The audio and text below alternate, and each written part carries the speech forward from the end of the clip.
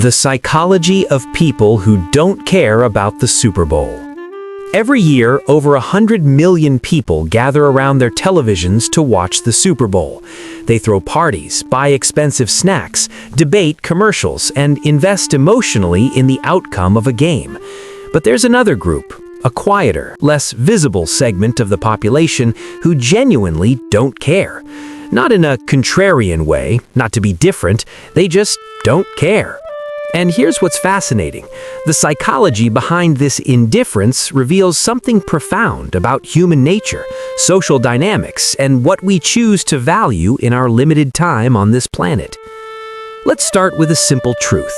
We live in a culture that assumes everyone cares about certain things. The Super Bowl is one of them. It's treated as a cultural institution, a shared American experience, a moment when the nation comes together.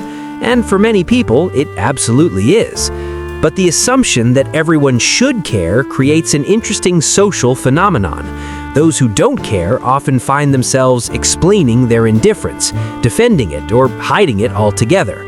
They're asked, "Are you watching the game?" And when they say no, there's a moment of confusion, sometimes even judgment. This reveals something important. Our culture conflates popularity with importance. Just because something is widely embraced doesn't mean it's universally meaningful.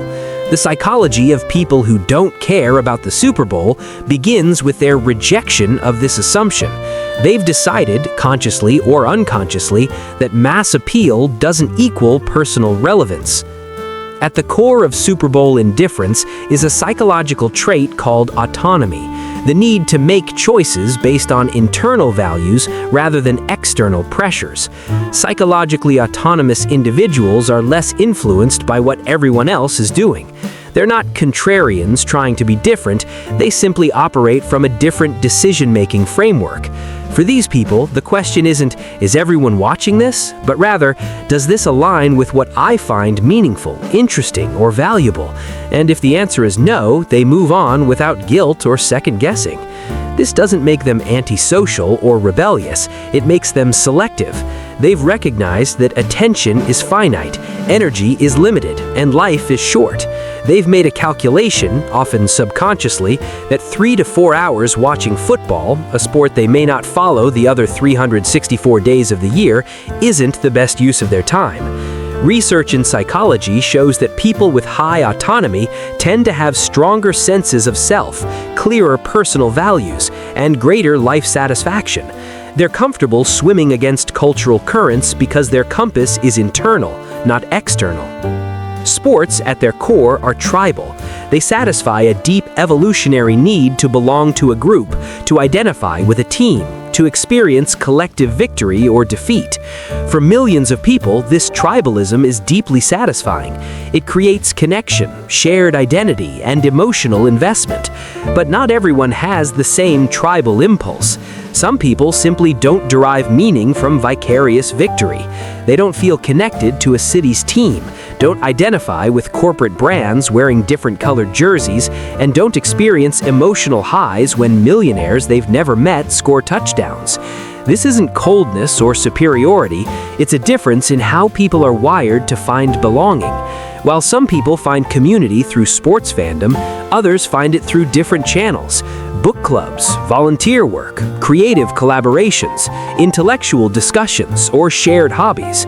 The person who doesn't care about the Super Bowl might care deeply about a poetry slam, a community theater production, a political debate, or a scientific conference. They're not less tribal, they're just members of different tribes. There's another psychological element at play: skepticism towards spectacle. The Super Bowl isn't just a football game, it's a hyper-commercialized, multi-billion-dollar production designed to capture attention and drive consumption. The commercials are events themselves. The halftime show is a cultural moment. The entire apparatus is engineered for maximum engagement. Some people are instinctively resistant to this level of manufactured importance. They recognize the machinery behind the spectacle and feel disconnected from it. Psychologists call this metacognitive awareness, the ability to think about thinking, to recognize when you're being influenced or manipulated. These individuals might ask questions like, why should I care about this particular game more than any other?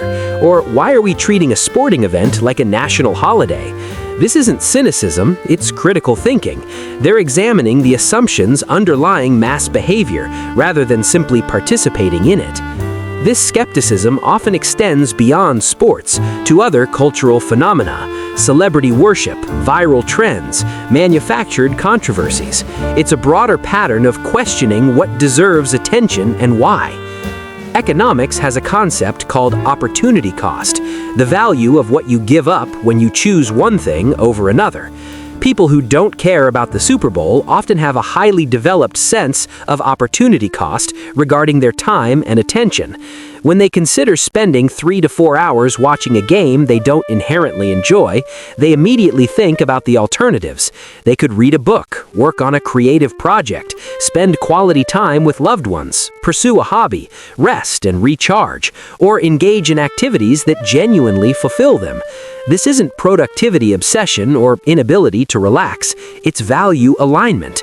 They've recognized that relaxation and enjoyment come in different forms for different people, and passive observation of a sport they don't care about doesn't qualify. Research in psychology on well-being consistently shows that people are happiest when their actions align with their values. For Super Bowl non-watchers, declining to watch isn't rejection of fun, it's pursuit of authentic enjoyment. Here's where it gets socially complex. Not caring about the Super Bowl in a culture that assumes you do creates a navigation challenge. These individuals often develop specific strategies to handle the social pressure. Some are transparent, not my thing, but hope you enjoy it. Others use humor. I'm watching for the commercials becomes a socially acceptable excuse even if they're not watching at all.